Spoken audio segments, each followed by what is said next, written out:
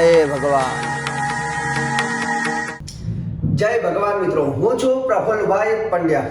મારી યુટ્યુબ ચેનલની અંદર આપનું સ્વાગત છે. મિત્રો, મારી યુટ્યુબ ચેનલ ઉપર મેં 2024ના ઘણા બધા વિડીયો અપલોડ કર્યા છે રાશિ ભવિષ્યને લઈને, પરંતુ આજે હું જણાવીશ ધન રાશિ અને મકર રાશિ માટે 2024 કેવું છે.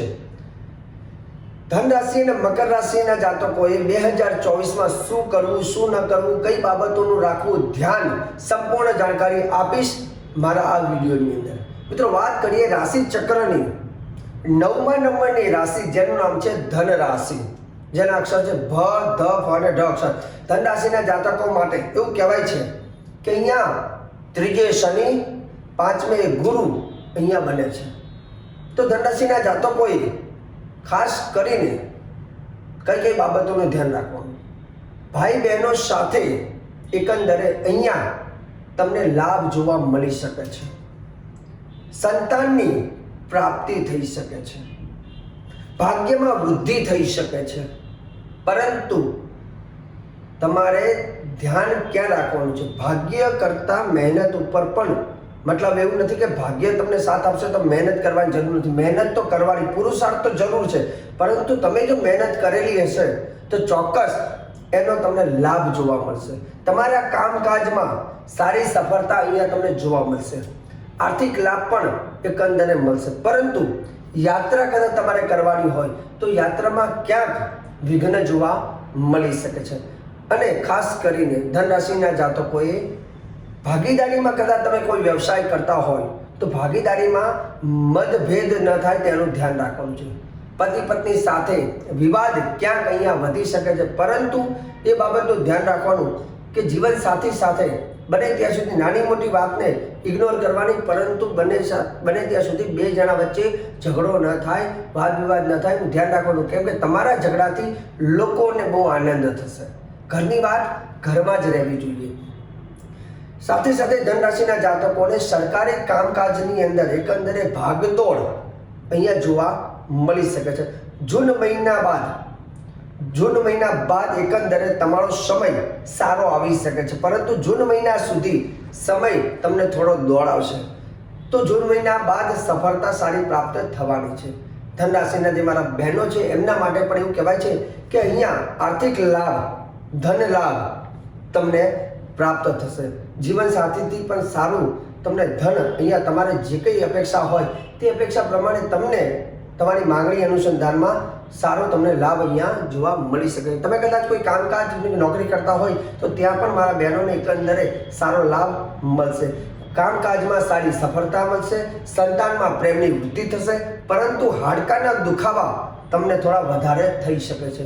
ખર્ચની અંદર ખર્ચમાં થોડો વધારો થશે.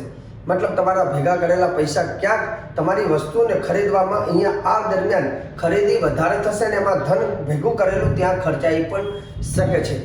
વિદ્યાર્થીની વાત કરીએ તો વિદ્યાર્થીએ ખાસ કરીને 2024ની અંદર વાંચનમાં ધ્યાન આપવું અને વાંચનની સાથે સાથે અનુભવ પણ બહુ જરૂરી છે. કેમ કે અનુભવ, પ્રેક્ટિકલ નોલેજ એકંદરે હોવું જોઈએ.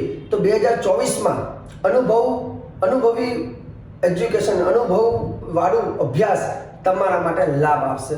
આવકમાં પણ એકંદરે ક્યાંક આવકમાં લાભ થશે. જો તમારું વિદ્યાભ્યાસ પૂર્ણ થશે તો એકંદરે તમને નોકરી પણ 2024માં સારી મળી શકે એમ છે.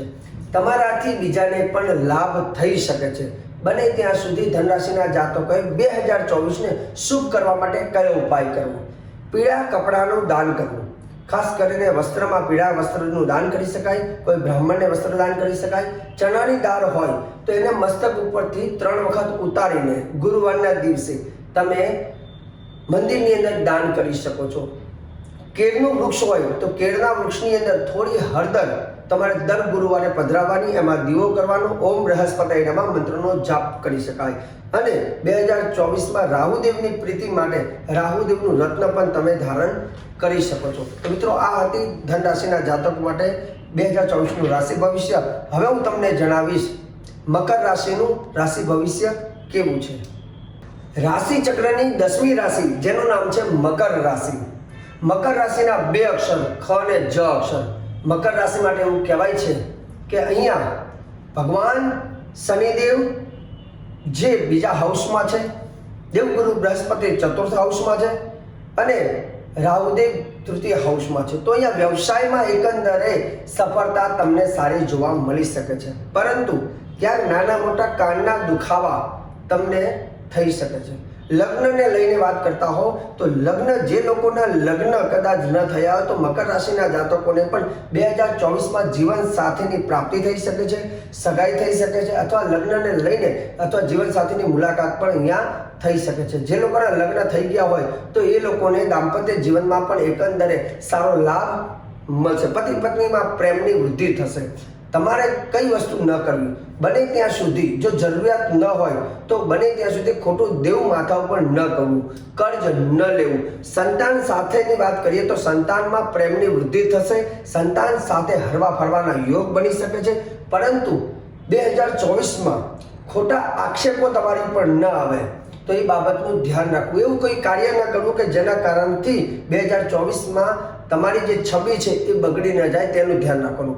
કૌટુંબિક જે પ્રશ્નો હોય, કૌટુંબિક જે સમસ્યા હોય એનું સમાધાન અહીંયા એકંદરે તેના પ્રશ્નોનો ઉકેલ આવી શકે છે. મકર રાશિના મારા જે બહેનો છે એમને પણ કહી દઉં કે આ વર્ષનું એમનું 2024 એમના માટે એકંદરે સારો લાભ આપી શકે છે, પરંતુ ક્યાંક માથાના દુખાવા તમને અહીંયા જોવા વધારે મળે. માન સન્માનની પ્રાપ્તિ થશે. વિદ્યાર્થીઓને પણ એવું કહેવાય કે વિદ્યા અભ્યાસમાં સારી સફળતા તમને અહીંયા પ્રાપ્ત થઈ શકે છે, પરંતુ મહેનત કરવી જરૂરી છે. પિતા તરફથી વિદ્યાર્થીઓને પણ પિતા તરફથી પ્રેમની વૃદ્ધિ થશે, એટલે પ્રેમ સારો મળશે.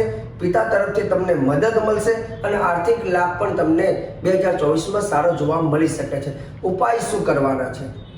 મકર રાશિના જાતકોએ ખાસ કરીને શક્ય હોય તો અહીંયા દેવગુરુ બૃહસ્પતિ એટલે કે ગુરુનો રત્ન એકંદરે જો ધારણ કરશો તો વધારે સારું છે.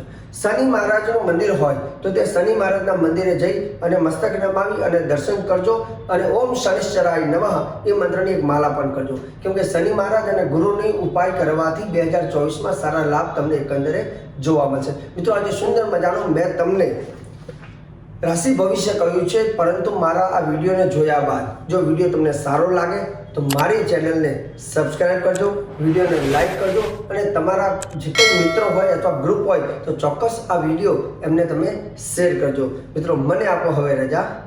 જય ભગવાન.